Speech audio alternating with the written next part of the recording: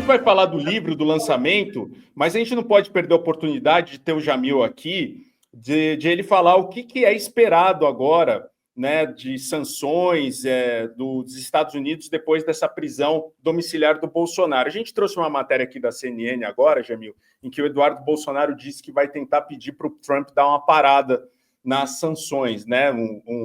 Foi uma estratégia política muito mal ajambrada ali pelo Eduardo, né? E que a família Bolsonaro está toda ali com essa culpa, né? De ter taxado o Brasil e tal. Mas o que você espera, conhecendo tanto ali a geopolítica, os Estados Unidos? Eu sei que é difícil prever o que o Trump vai fazer, mas o que você espera que aconteça? O que você tem de informação do que está acontecendo nesse momento, Jamil? Querido, olha, um ponto fundamental é entender que justamente a imprevisibilidade é um instrumento da política de Donald Trump. Ele joga com isso, ele joga com imprevisibilidade, não apenas com os inimigos, com os adversários, mas com os próprios aliados. Tá? Então, quando Eduardo Bolsonaro fala que ele vai fazer isso, quando Paulo Figueiredo fala que ele vai fazer aquilo, sinceramente, gente, nem os próprios aliados de Donald Trump sabem o que ele vai fazer. Vou te dar um exemplo muito claro, e aí, claro, não tem nada a ver com a gente, mas só para a gente colocar num contexto. J.D. Vance, o vice-presidente, né, dos Estados Unidos, ele contou outro dia uma história inacreditável, que eles estavam num call, numa ligação telefônica com outro líder internacional, a ligação estava muito tensa, que Donald Trump, no meio da ligação, apertou no mute, né, no silenciar o telefone, deixou o outro presidente falando sozinho, apertou o mute e virou para o lado, para o vice-presidente, e disse: essa conversa não está indo nada bem, nuclear. E aí o J.D. Vance levou um susto, né? E os outros que estavam na sala, no Salão Oval, levaram um susto. Ele puxou uma caixinha, olha só, ele puxou uma caixinha, abriu aquela caixinha e apertou o botão vermelho. Isso aí contado pelo J.D. Vance. E o J.D. Vance, todo mundo com os olhos arregalados, como nós estamos aqui. O vice-presidente fala: presidente, desculpa, o que foi isso? Ele falou: não gostei nada dessa conversa. 2 segundos, e todo mundo super assustado. 2 segundos depois, entra na sala um cara com uma Coca Diet. E aí o Trump começa a rir. Seus tolinhos. Esse era o botão da Coca Diet. Então, entendeu? Boa história. Entendeu? Psicopata, né, cara? Brincando de apertar o botão vermelho. Na verdade, era só o botão da Copa. Né? Ou seja, por que eu estou falando isso? Porque é impossível que Eduardo Bolsonaro saiba o que Donald Trump está planejando para os próximos dias. Então, não é verdade que tem uma previsibilidade. Agora, o que sim tem é que na diplomacia você guarda suas armas para você ir usando. Você não usa a bomba nuclear imediatamente. Você coloca artilharia ali, você ataca por ali, etc. E conforme a temperatura vai esquentando, você vai usando as outras armas. Quais que podem ser as outras armas? Por exemplo, ampliar o número de pessoas envolvidas, vamos dizer assim, na lei Magnitsky. Outro caminho que pode ser utilizado é expulsar a embaixadora brasileira em Washington. Isso pode ser utilizado como instrumento. Então, vamos aguardar, mas a verdade é que, claro, você tem aí na imprevisibilidade um papel muito grande nessa questão. Eu me surpreenderia se nada fosse feito, né? Porque a prisão domiciliar de Bolsonaro é um ato a mais do que os americanos estavam esperando, pelo menos por enquanto. Eles achavam que eles iam fazer acontecer e que, claro, o judiciário brasileiro, não só o judiciário, todos nós, o Helder, o Marco,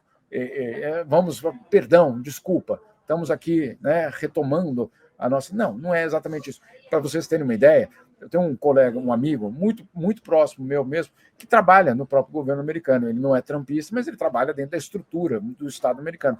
Sim. E ele tinha certeza que o Brasil ia ceder, porque, afinal de contas, como conter essa avalanche de Donald Trump? Quando ele viu que não ia ceder, ele falou: caramba, vocês estão fazendo isso mesmo? Isso quer dizer, né, frear. Vamos ver por onde vai essa história. É até um ensinamento do próprio livro do Trump, né? Que ele fala que a arte de negociar é você pedir o absurdo para conseguir algo razoável, pelo menos. Então você chega com a faca nos dentes contra o inimigo e fala: ó, eu quero 1 bilhão na negociação. Aí o inimigo fala: pô, 1 bilhão não dá. Te ofereço aqui, sei lá, 100 milhões.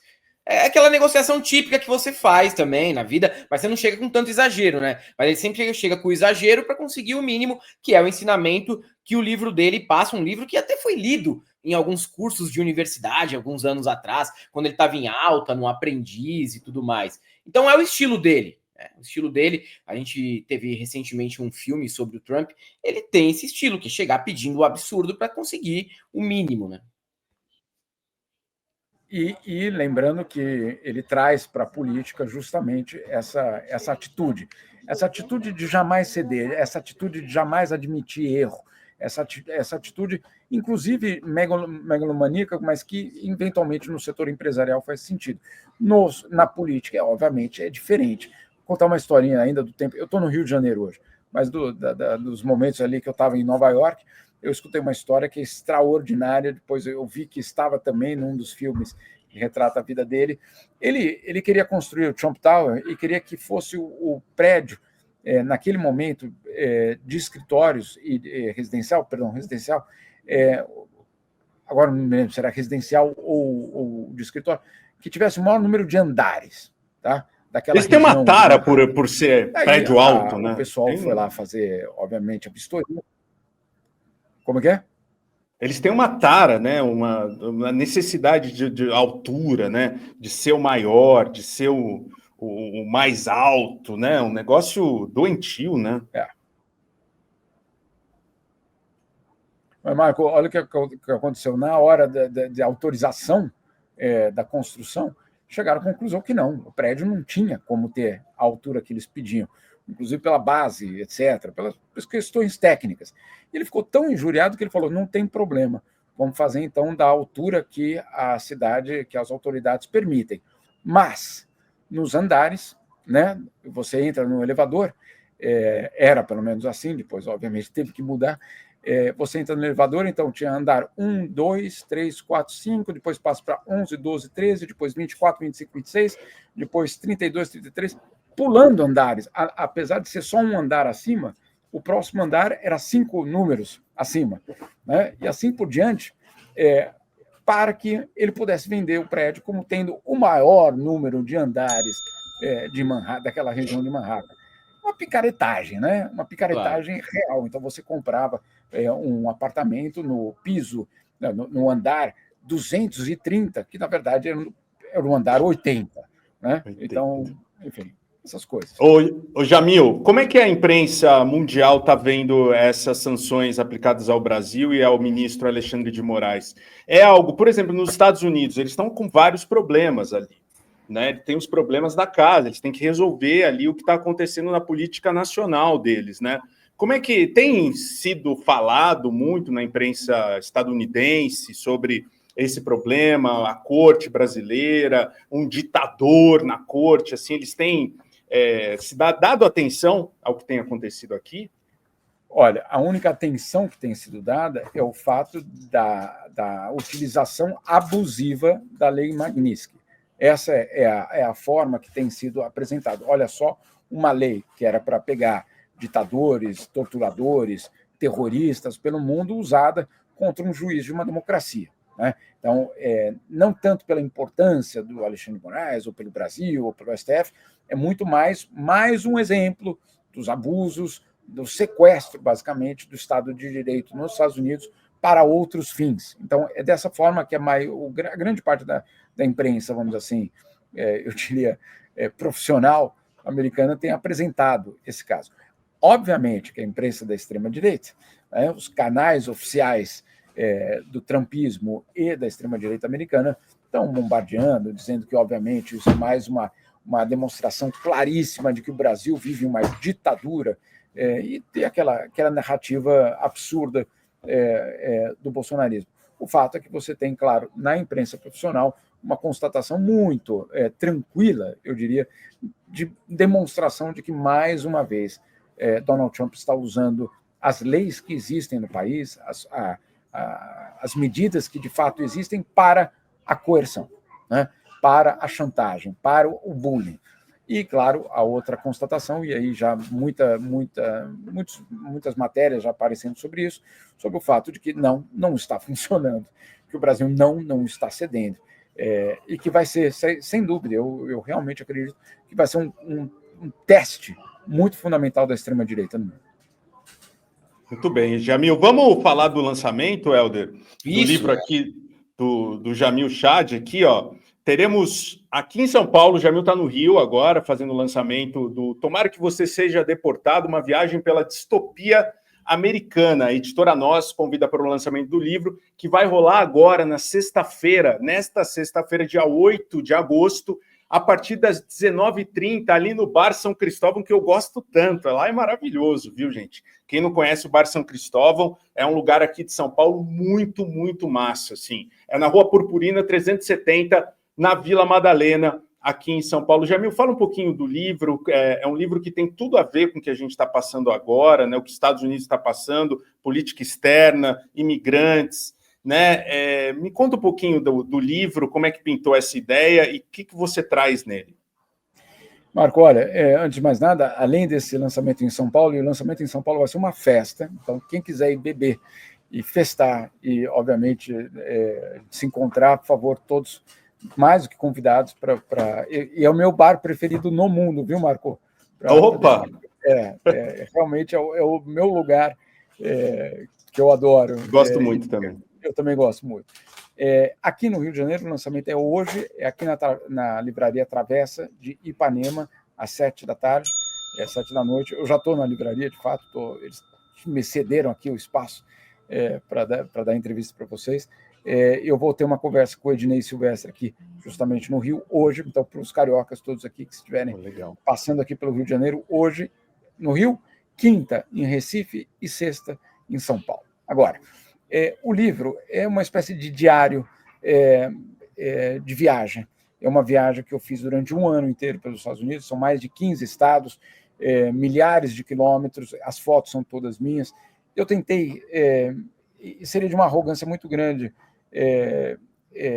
depois de um ano, chegar e falar, eu concluí isso aqui. Essa é a conclusão da sociedade americana. Não, né? Tem muita gente estudando, tem muita gente muito consciente, muito com uma visão muito mais aprofundada do que eu. Mas o que eu tentei fazer foi justamente testemunhar o que é que estava acontecendo quando a Terra estava tremendo e está ainda tremendo nos Estados Unidos. Então, encontrar justamente com os diferentes grupos da sociedade americana para tentar entender por que Donald Trump foi reeleito, voltou a ser eleito, né, no caso, o que é que pega, por que existe um desgaste tão grande da democracia americana e, claro, desde o início do governo Trump, como que está acontecendo esse desmonte real da democracia. É real, não é uma forma de dizer, não é uma acusação da esquerda para ganhar a próxima eleição.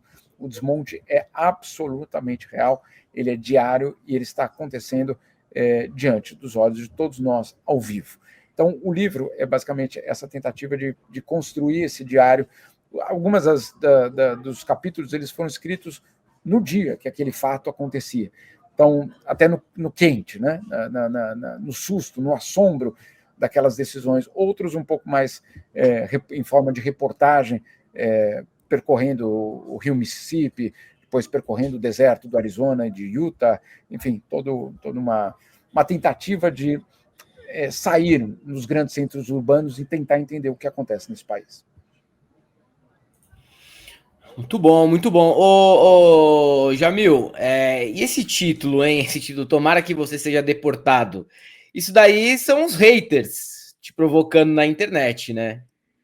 Aliás, deixa eu contar uma história. A primeira vez que eu vi foi a assessora, não sei se do Jamil ou da editora, que me mandou uma mensagem. Você sempre pega o final da mensagem. Tinha um Tomara que Você Seja Deportado. Eu falei, caralho, alguém pegou meu WhatsApp, tá me enchendo o saco aqui, né? Mas aí não é um título muito bom, cara. O título é forte, mas o título é muito... tem uma história real por trás. Eu vou contar um pouco, de uma forma talvez resumida, mas para a gente entender que o discurso do ódio, a xenofobia, os ataques contra os imigrantes chegam a todos, a todos. E aí o que aconteceu? Depois que o Trump já tinha vencido a eleição, mas não tinha assumido ainda o governo, ele ganhou a eleição, depois, claro, a posse foi só em 20 de janeiro. Nesse período, meu filho mais novo, de 10 anos, num dia indo para a escola, ele me pergunta, papai, o que vai acontecer com a gente quando o Trump assumiu, começar o governo? Eu pensei, puxa, nada. E eu falei para ele, não, cara, fica tranquilo. Além de ser jornalista, teu pai não é criminoso, né? Pelo menos é o que a gente sabe. No caso da tua mãe, está tudo em ordem, ela tem todos os documentos, eu tenho todos os documentos, vocês têm documentos, né, para estar aqui, vocês vão para a escola, ou seja, nada a temer. E ele ficou, ele não levou fé, entendeu? Na resposta que eu dei. Meses depois, ele chegou em casa da escola super triste, super constrangido. E estava abalado mesmo. E eu não conseguia entender, perguntava para ele o que aconteceu, ele não contava, até que ele resolveu chorar e contar tudo o que tinha acontecido. O que tinha acontecido é que era uma disputa de bola no pátio da escola, uma coisa absolutamente normal que todos nós já tivemos. Foi escanteio, não, foi lateral, foi escanteio, não, foi lateral, absolutamente tolo. O coleguinha dele, no meio da briga, disse para ele, tomara que você seja deportado. Isso é um moleque de 10 anos de idade, né? Eu não sei vocês, mas na minha infância eu nem sabia o que significava essa palavra, né? Com 10 anos de idade, também não.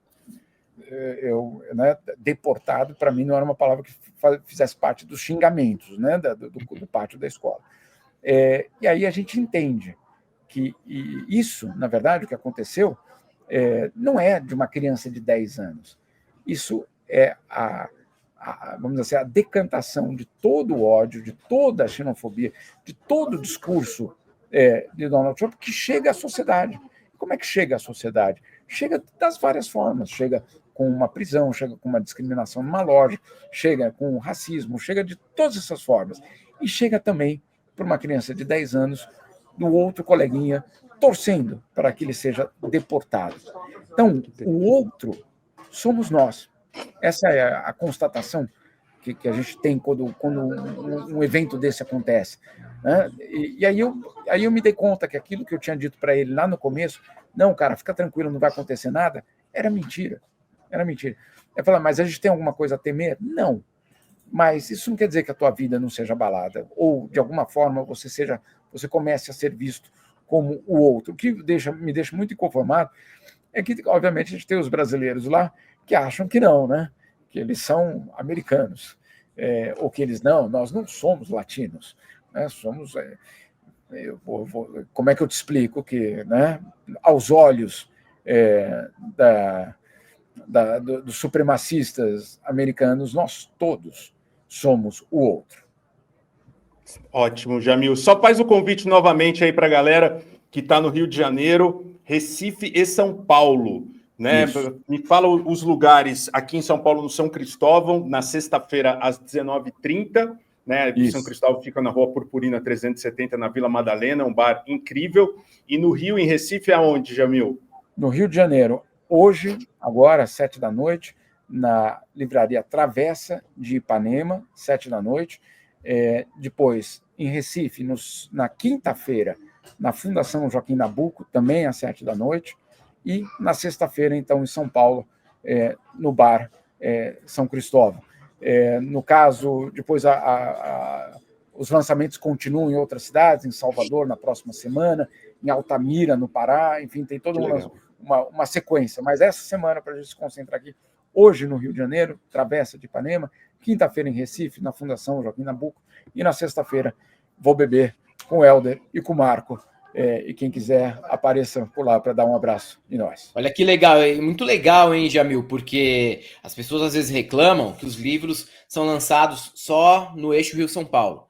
Ah, é sempre no Rio ou em São Paulo, nunca vem aqui para outras capitais, para outras cidades, né? E você vai fazer esse trabalho, né? Porque é importante também. Claro que nem sempre é possível, a gente sabe que precisa de grana para divulgação, precisa ter um suporte, mas eu acho que para quem está do lado de uma ideia de fomentar a leitura, de ampliar o acesso, né, a materiais como esse, se possível, é importante quem está lançando o livro aí conversar com a editora, a possibilidade de ir em outros centros também, porque São Paulo e Rio já estão aqui sempre, né, recebendo esse tipo de evento. Outras cidades são muito carentes, inclusive capitais.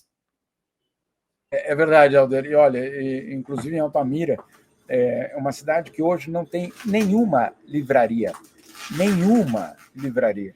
Então, situação de 90% das cidades do Brasil, hein, cara? Posso dizer aqui de orelhada mesmo, sem ter uma pesquisa, mas quase nenhuma tem mais. Olha, eu vou te dizer, então, tem uma pesquisa, inclusive, feita pelo Ministério da Cultura, que chegou a constatar, foi no primeiro ano do governo Lula, não sei como está hoje, mas tinha chegado a 1.000 cidades, 1.000 municípios sem biblioteca pública. Olha só, sem biblioteca pública, né? É dramático a questão, obviamente, do acesso ao livro, e tive essa sorte de poder fazer essa viagem. Maravilha, Jamil, muito obrigado pela sua presença mais uma vez. Volte sempre, a casa está aberta aqui, a hora que você quiser, é só entrar, tá bom? A chave é sua aqui. Obrigado, viu, Jamil? Um beijo, até sexta-feira. Obrigado, queridos. Um abraço aí para vocês todos aí.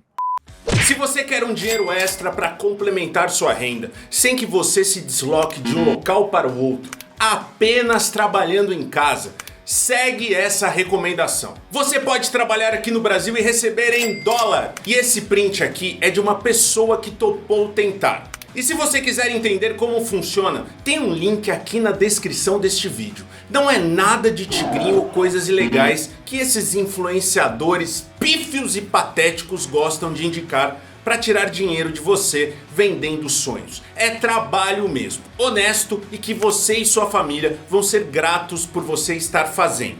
Não precisa pagar nada para ver as aulas. É só clicar, assistir as 3 aulas que o Clayson vai liberar para você e tirar suas próprias conclusões.